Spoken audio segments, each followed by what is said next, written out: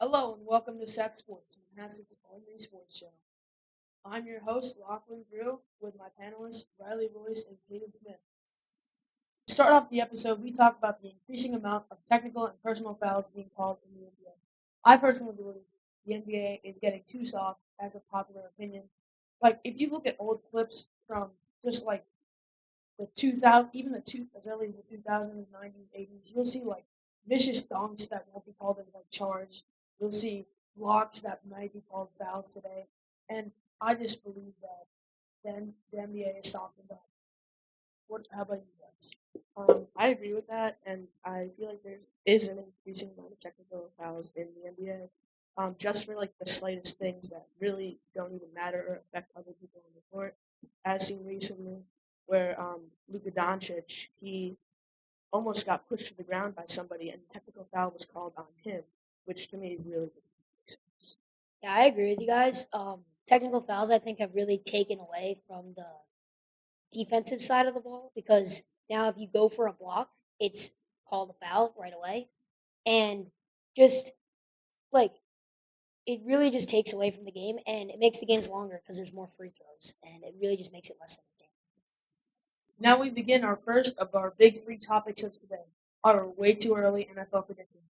I believe that the Tennessee Titans will not be a good team this year. They have a subpar quarterback, a running back who has just gotten off an injury, and one of the worst secondaries in the league. I don't see them making the playoffs this year.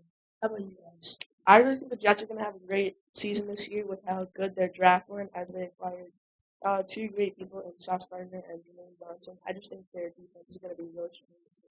I personally believe that the Broncos will not make the playoffs. I think that Russell Wilson just was coming off a bad year. He could bounce back. I think he will. Jerry Judy just got arrested. Um, Cortland Sutton, he's been hurt before, and he's good. He just might be a little overpaid. Tim Patrick's a great receiver, but the rest of their team really needs depth, and it's really an aging team. And they've only really they've used all their draft picks now on Russell Wilson, which could really hurt the youth of their team and the depth. And I just think that they're gonna, if they suffer injuries, I think they're done because they don't really have any good backups that can help them. As the first round of the playoffs come to a close, let's bring it to our NHL reporter, Lucien Siamisian, for the hockey report. The Maple Leafs choked again, as per usual in the first round, as Tampa had forced a Game 7 upon them, and they ended up winning in regulation.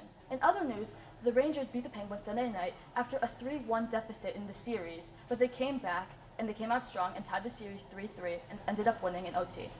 This was the return of Tristan Jarry after he hasn't played since April 14th after suffering a lower body injury playing the Islanders. There's been much action in the Eastern Conference, but there's been the same amount of action in the Western Conference.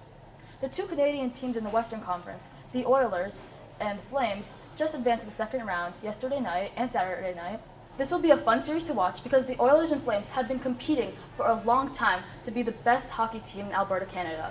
They're basically the New York Islanders and the New York Rangers of Alberta, Canada. Clearly, the first round of these NHL playoffs have been one to remember, and it's been pure excitement. But hopefully, the second round will have even more to offer, with more excitement and more nail-biting moments. Now, as we go to our second of our big three topics, we talk about the downfall of Cody Bellinger. I believe after his shoulder injury and his surgery on his leg, I just like he's just not physically where he was in 2019.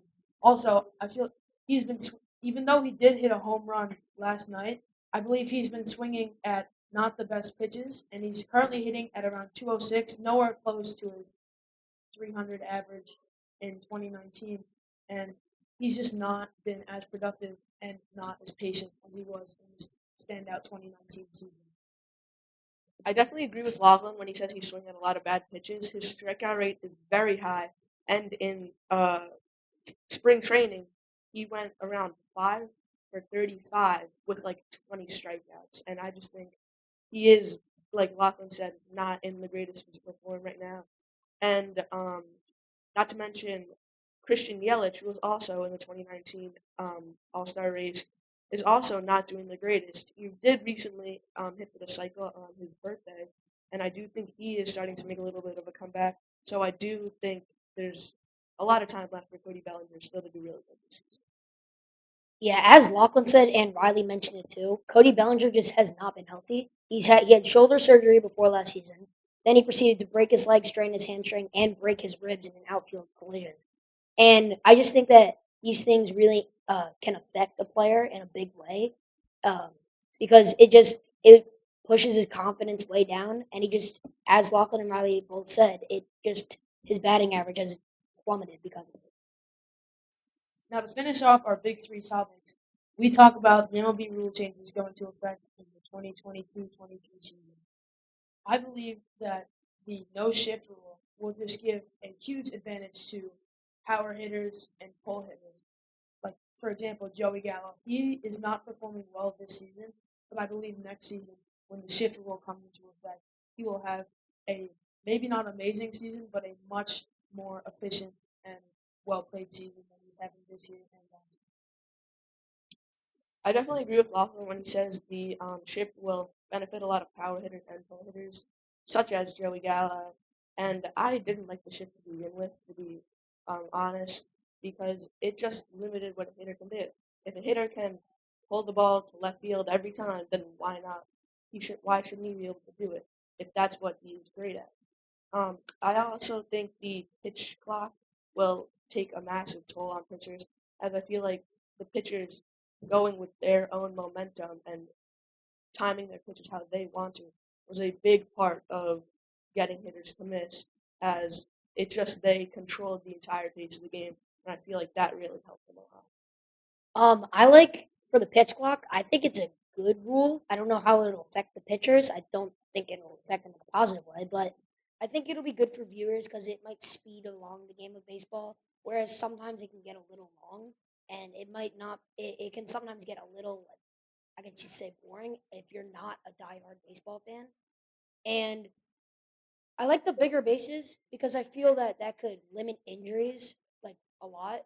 Um, because we see a lot of injuries nowadays from players running into each other at the bases, and it takes away our the biggest stars in the MLB and like limits their team, and no one wants to see injuries. So I think that's a good rule too. Now we begin our final segment, the LeBron versus Michael Jordan debate. I have the unpopular but correct opinion of LeBron being better than Michael Jordan. LeBron had much more of an impact on the Cavs. When LeBron first left, the Cavs went from a 61-win team to a 19-win team.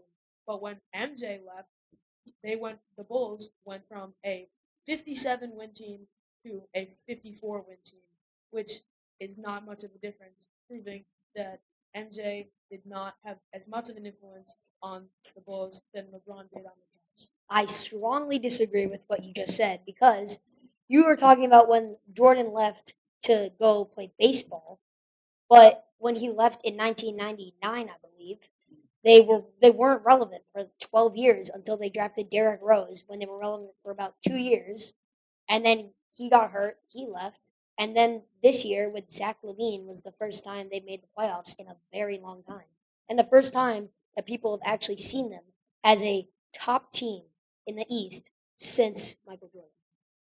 One reason this is false is because LeBron, when he left, the team was just, they did not have as much as a roster when Michael Jordan left for, when Michael Jordan left for baseball and when he left in the end. Because LeBron brought the statistically worst team ever to the NBA Finals in, I believe, 2007. There was not a single All-Star on that team besides LeBron James, which has never been done before. But when MJ made the finals, I know this is not every time, he had Dennis Rodman and Scottie Pippen for a majority of the finals, and he was surrounded by better players. See, you might be saying that, but also if you remember in 2018 and beyond, he was on the Lakers in a recruiting era. And in this recruiting era, this is when players bring in other players from free agency and say, let's go win a championship together. In the 90s, this was not a thing. Dennis Rodman was in a trade with he was a free agent, and Scottie Pippen was drafted by the Bulls.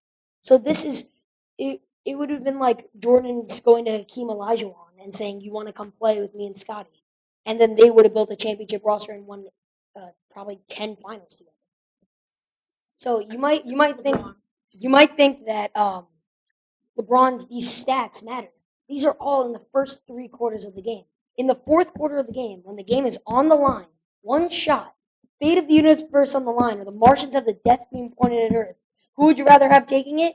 I want Michael Jordan. LeBron is 0 for 5 in the finals to tie or win the game, and he is 5 for 47 in his entire career in the last 20 seconds of a game to tie or win the game. And that is all that matters.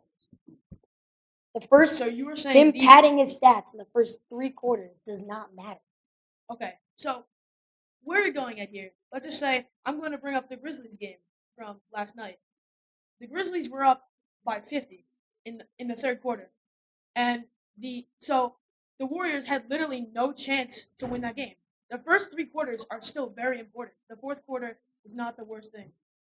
Well, that'll do it, folks. Thank you very much for watching Manhasset Sports Episode 2, and we'll see you next time.